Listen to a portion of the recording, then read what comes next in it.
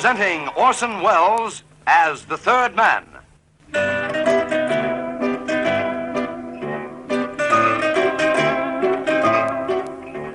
The Lives of Harry Lime. The fabulous stories of the immortal character, originally created in the story The Third Man, with zither music by Anton Karas. The police of Milan, like the police of any other town in the world, can sometimes be mistaken.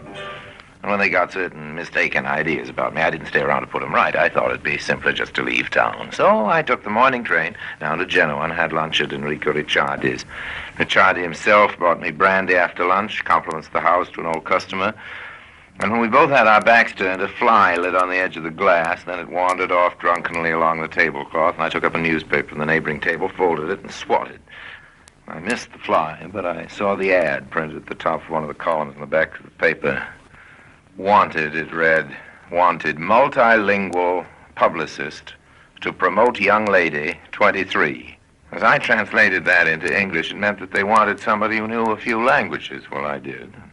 As for promoting a young lady of 23, I might be qualified there by inclination and by experience. So I topped off the brandy, said so long till later to Ricciardi, and went out to the street, dodged the streetcars, and started up the hill. The advertisement had given an address. The street happened to be one I knew, overlooking Genoa Harbor, on the hill above Ricciardi's.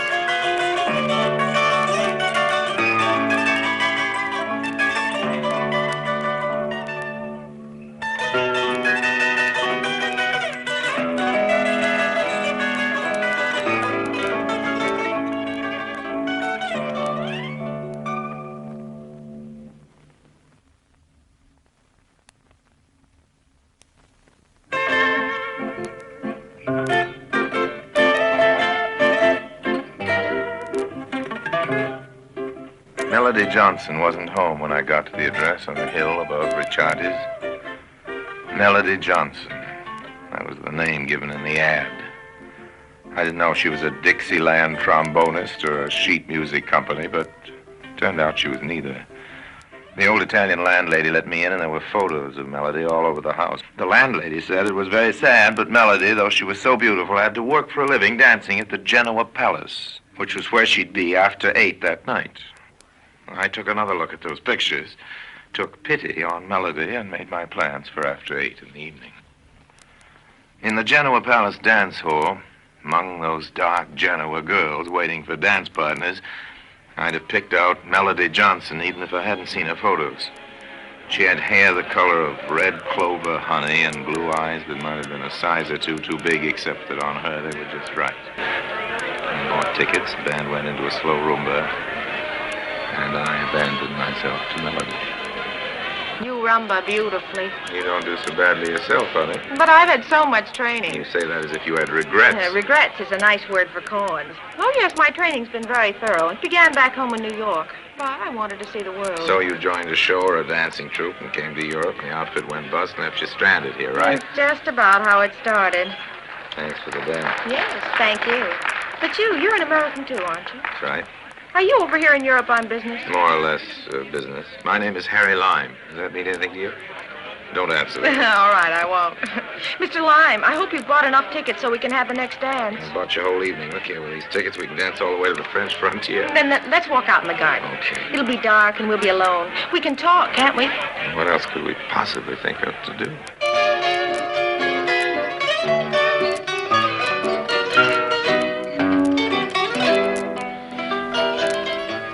Well, we actually got down to business after a while. It seems that Melody Johnson wanted to hire somebody to promote her interest as a beauty queen. She looked like a beauty queen. But as I was kissing Melody Johnson, my sixth sense told me instinctively that Melody was off-key, if you'll forgive the joke. To the five senses, she was a beauty queen, all right, but something made me think there was something more that didn't meet the eye. So that's all there is to it, hmm? You want somebody to sell you as a beauty. Motion pictures, maybe, hmm? Beauty contest, cabaret work? Hmm? Yes, Harry. Oh, there's just one thing more. The person will have to be ready to travel. Oh, when and where? Very soon. Very, very soon. As to where, well, I'll tell you that when you've told me you'll take the job. Will you take it, Harry? Oh, Melody. Suppose you give me a day to think it over.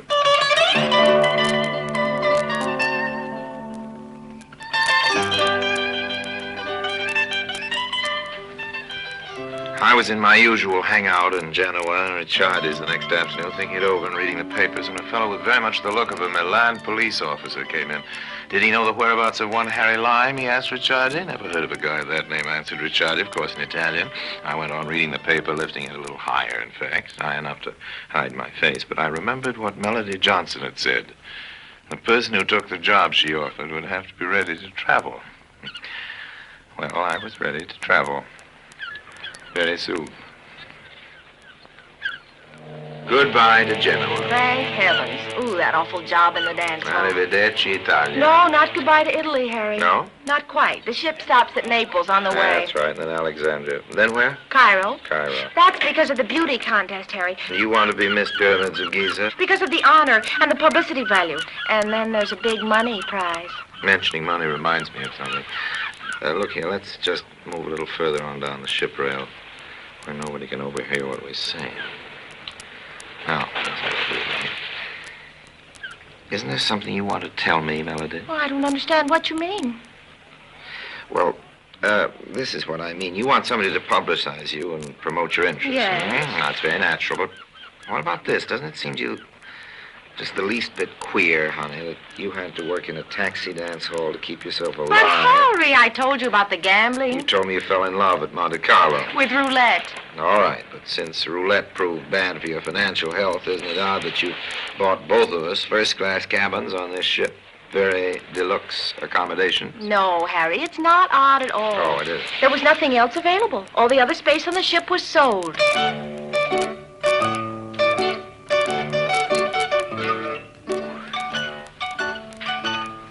Perhaps it was a possible explanation. Maybe it was a real one. Very spacious up where my stateroom was, deck A, high up. We had a steward for every 3 or 4 cabins up there, the best service. Mine was quite an unusual fellow, my steward. I asked him about himself when we were an hour or 2 out of Genoa. He'd just brought me in some fresh towels. Here you are, sir. Thanks, steward. Not at all, sir. Hey, you're not Italian, are you? Don't mind my asking? No. So that was his story. He'd been at his country's embassy in Brussels when the Russians lowered the curtain on the world at home, and since then he'd done one job and another. Said his name was Balko, in the Bohemian or Magyar, some such language. Paul in English. I said that was what I'd call him. Told him I probably wouldn't be a lot of trouble to him. But whatever you will require, sir, I will be at your service, naturally. Oh, thanks. I only mean, Paul, I expect to be out of the cabin most of the time. By the way, if I'm needed, messages, anything of that sort, you probably better try the vicinity of a passenger on upper B deck. That's where I'm likely to be. The passenger's name, sir? A young lady, Miss Melody Johnson. I'm sort of employed by her, as you might say. Can that be true? Well, you say that as if it meant something to you. It is only... I have, of course, heard of Miss Melody Johnson, the beauty queen of Monte Carlo, I believe. That's right. She was. So then, sir, you are a very fortunate man to know her, to be employed by her. I'm told she's a very beautiful woman. Yes. You've never seen her yourself? I have never seen her, but she has been described to me.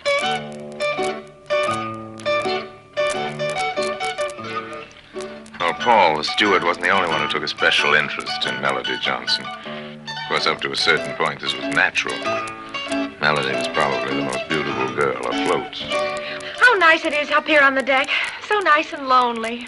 Just think, in the morning we'll be in Naples. Harry, are you listening to me? I'm looking at you, honey. Can't you listen to me for a minute? I can divide my attention. Oh, seriously, I have a confession to make. There's something I haven't told you. Well, I didn't want to hire only a publicist to promote my good looks. Well, I suppose what I really wanted was sort of a bodyguard. Oh. You know, may I tell you something? Okay, go ahead. Tell me something. Well, the other night, when I learned who you were, I was frightened a little because of your reputation. Things I'd heard about Harry Lime here and there. But now, well, here alone with you, I feel secure. I'm happy. Well, I'd be happy, too, if we were alone. What do you mean? Well, when they built that housing back there, the deck 6 or 8 yards, they may not have built a man's head and shoulder and an arm looking around the side of it. Harry, there is someone Sure there. there is. A man watching us. Don't be frightened. Come here into the shelter of this lifeboat, Madame. Yes, all right, Harry. Now, make it look all right. We'll pretend to kiss. What am I thinking? I'm out of my mind. Pretend to. Turn up your face. Oh, is this a good plan, Harry? So far, it's a wonderful plan. I kissed her, and then I left her by the lifeboat and turned around and walked back up the deck. The man pulled in like a turtle, shrinking into the angle of the housing. Good evening. Out for the salt air? Excuse that I have intruded on yourself and the lady. I stopped only to light my cigar. Well, that's all right, old man. Don't apologize at all. Only take a tip from me. Senor? Next time, don't light your cigar after it's already lit. Goodbye, old man. When I squired Melody to her cabin, I went back to my own. Somebody had been there before me. The cabin didn't look gone over, but 1 or 2 small things were out of place. Had somebody found a way to break in? The little Italian fellow with the lit cigar, or Paul the steward? He could have let himself in without any trouble. But what was whoever it was looking for? What did he want? I checked through my things. Nothing was missing. It wasn't until the next day when we docked in Naples that I began to get some idea of what it was all about. Stop along here, driver. Si, signore. This is one of the best views, Melody, because that's Vesuvius over there. Harry, let's get out of the Yes. car for a better look. Well, I don't think we'd better do that, honey. Driver, drive on, will you, But please? Harry, why are we going? We haven't half seen it yet. Well, we didn't stop, Dream Girl, for the view. That Alfa Romeo right behind us has been following us this whole time. We stopped to see if he'd stopped, and he did, so he's following us. And the fellow in the back seat is somebody called Minelli. Minelli. Mm-hmm. I made some inquiries. We were coming to the port this morning, and his name is Minelli. Mean anything to you? Minelli? Oh, no, I don't think it does. Well, he seems to take some kind of special interest in you. He's tagging us now.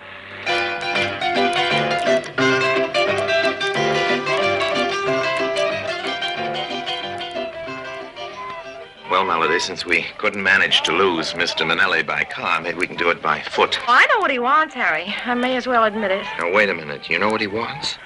Well, maybe you ought to tell Well, me. I didn't know if I could trust you.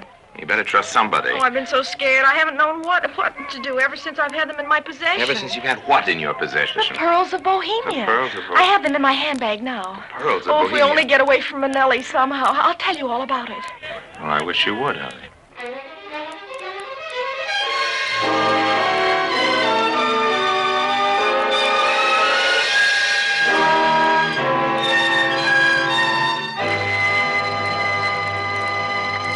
Harry Lime returns in just a moment.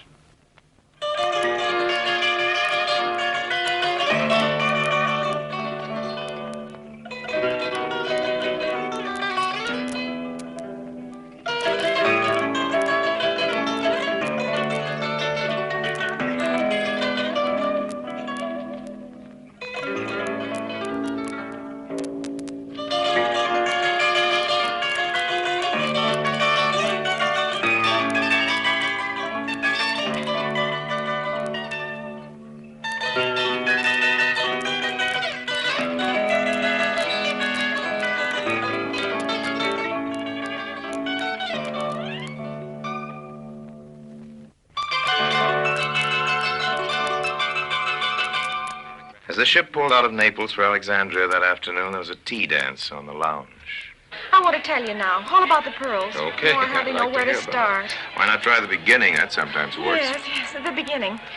Well, I suppose the beginning was Monte Carlo. What? Anyhow, What's I went into the casino. And you had the bad luck to win. Oh, it wasn't even that. I just fell in love with the roulette wheel without any real reason. But it was so exciting, the wheel whirling, all that money, the calls of the croupier. I know, honey. I've had a go or two myself. And since then, since Monte Carlo, I've gambled everywhere. Vienna, the new Kursaal in San Marino, Lindau at Lake Constance, all those places. I've met a lot of wicked people. Yeah, you had what you might call a crook's tour of Europe. Yes. That's what it might be called. You see, Harry, I've got gambling fever. Well, but your luck hasn't been so hot. No. Face it. And that's how I fell into the hands of Zicki. That's the whole name, Ziki? No, he has an unpronounceable first name. Oh. He comes from somewhere near Prague. I'm not sure exactly. But it's behind the Iron Curtain now, anyway. He got away, escaped from the Russians, and went to Paris. And you met him in Paris and played two-card faro with him and lost your best Rousseau honorary hat. No, I didn't meet him in Paris. Oh, your meeting with him comes later? Yes. He'd been the valet of the Count of Bohemia. The valet. Oh, then it was the Count he met in Paris. Yes, he rejoined him there. Oh. The Count had only two things left, his pride... And the pearls of Bohemia. The pearls from the ancient crown of the Counts of Bohemia. Very romantic. Oh, I haven't any idea what they're worth, but it must be a fabulous amount. I can imagine. Now, suppose you tell me how these pearls got passed along to you, honey. Well, in the first place, Zicky stole them. Oh, Zicky stole the pearls. Then what did Zicky do? Oh, nothing for a while. I suppose he was afraid to move. Oh, I see. And finally, Zicky did decide to try to dispose of the pearls. Yes, and... I met Zicky in Nice. I've been losing at roulette, and Zicky lent me money to try to recruit. Oh. And then we played cards against each other, and as you said a minute ago, I lost my hat. The grim picture begins to take shape now. Zicky, am I right, said he'd put you in the way of a means of paying him off. Yes, that's what he did say. You would dispose of the pearls. Yep. So natural and simple, isn't it? Yeah. In Egypt, this is supposed to be, right? There's a buyer in Cairo. I see. Well, you know what Cairo is. It's more or less, honey, more or less. The shadier side of sunny Egypt. Well, all right, if you're going to take the pearls of Bohemia to Cairo and sell them... The money is to be paid to Zicky in Italy. Some kind of bank transfer. I don't really understand it. But Zicky, on receiving the money, tears up your IOUs, which is what concerns you. Yes. Now you know it all. Yeah. The whole tawdry story. It just occurs to me, Melody, that you may have a little difficulty getting those pearls into Egypt. Past the customs, I mean. Oh, I thought about that. I lie awake at night thinking about it. You don't have to worry at all, honey. I don't think I know what you mean. Just this. Mr. Manelli, at least, is after those pearls. He or somebody else may get them before we reach Egypt. And you wouldn't have to trouble yourself about how to smuggle them in at all.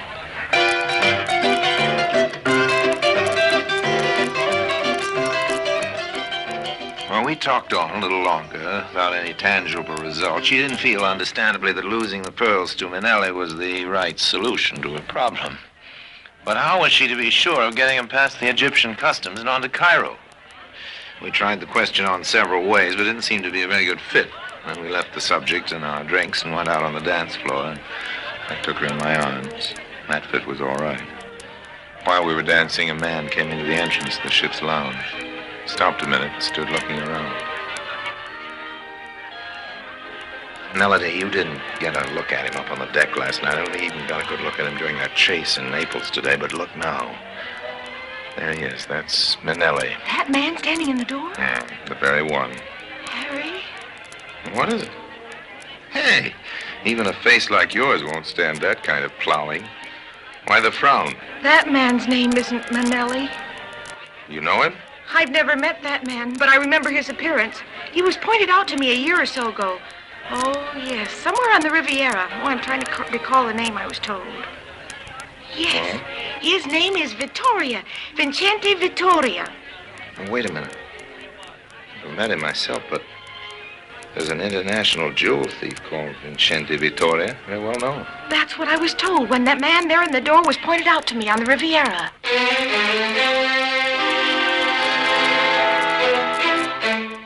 Vincente Vittoria saw Melody and me and turned on his heel and disappeared.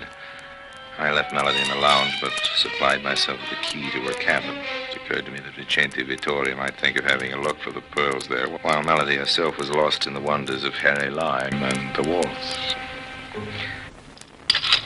The door was locked, but I don't think Melody's stateroom was just as she'd left it. There was a man inside. Oh, sir. Oh, it is you, Mr. Lime. Just putting the ladies' dainties back in those wardrobe drawers, are you, Stuart? Oh, yes, sir, yes. That is just what I am doing. You know, Paul, there may be 2 or 3 things wrong with this picture. Shall I enumerate them for you in order? Okay, this isn't your deck. This is B deck. And if it wasn't B deck, this isn't your block of staterooms. But anyhow, the pearls of Bohemia aren't in those wardrobe drawers, so you're wasting your time, old man. I understand, sir. I must apologize. Well, you'll have to apologize to the lady, not to me. But maybe you owe me an apology after all. Was it you who went through my cabin last night, Paul, old man? Yes, I did that. Looking for the pearls, of course. Yes, that is what I was doing. You know, Paul, this could get you into bad color with your employers here on the ship. Steward who wants to be light-fingered with the passenger's property. The pearls of Bohemia were stolen from their owner by a man named Zicky. The owner did not wish to have the foreign police arrest a fellow countryman of his, but he had Ziki privately watched. Ziki passed on the pearls to Miss Johnson, and the owner was very much surprised to discover himself that Miss Johnson was sailing for Egypt on this ship. The owner supposed that she was going there to dispose of the pearls. I see. Well, look, come on up to my cabin. We'll have a drink, shall we, old man? I could not do that, sir. It would not be proper in a steward. I must decline. And deprive me of the chance of telling my grandchildren I once had a drink with the Count of Bohemia. Oh, come along. My cabin. Have a drink together, Count. Talk this whole thing out. We made good time to Alexandria, but Melody was still worried. Harry, Yes, honey? what about these pearls? What am I going to do? You're not going to do anything, honey. You're going to give them to me. I know a trick or two in the smuggling department.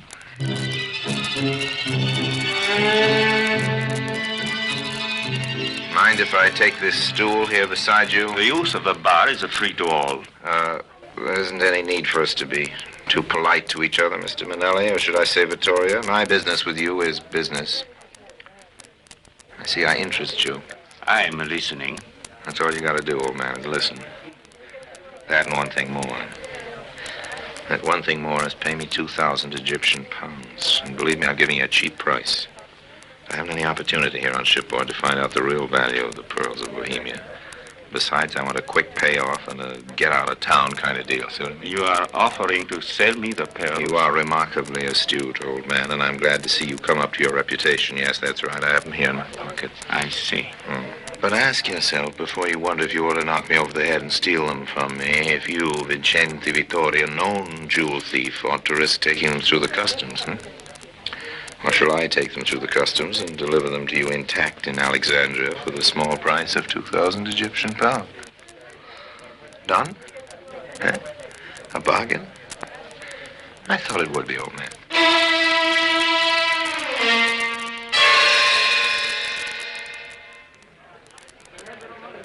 Have you anything to declare, Mr. Lime? To the Egyptian customs? Well, my dragoman there's got my bags, but you'll find nothing dutiable in them. I have these pearls, though. Here, see? 16 or 20 of them. What is their value, Mr. Lime? Oh, not much. A few of your Egyptian piastres. You can see for yourself they're not real. Imitation.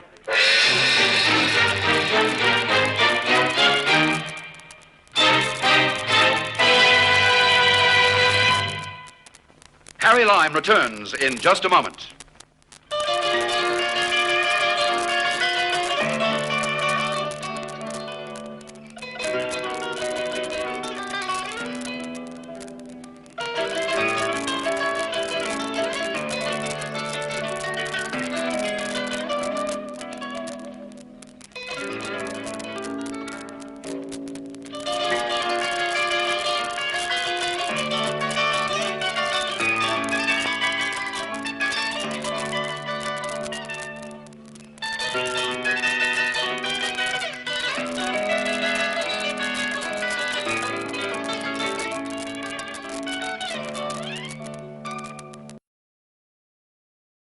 And now, Harry Lime.